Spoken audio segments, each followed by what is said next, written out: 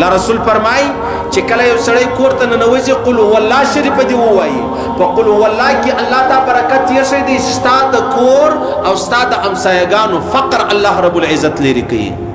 بل حدیث کې راځي او صحابي راغلي پیغمبر علیه السلام ته یا رسول الله لاس می ډیر تنگ دی ډیر د دنیا په حواله کمزور یم د الله رسول ورته فرمایل زتا ته درې خبرې درشم دا درې خبرې خپلې کا الله رب العزت بستا تنگ دست لري کې. اوله خبره دا چې کله ته کور ته ننوتلې قل هو الله شریف وایه. دویمه خبره دا درود شریف وایه. دریمه دا سلام وایه که په کور کې څوک کنو ته سلام وایه الله رب العزت بستا تنگ دست لري کې. دا د محمد رسول الله خبرې دي دا د پیرو د فقیرو د ملنګ خبرې مې نه درته کړې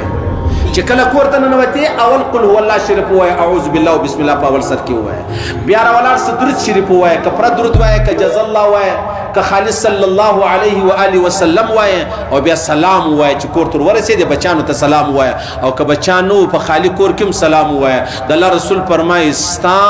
فقر ستا تنگ دستی ستا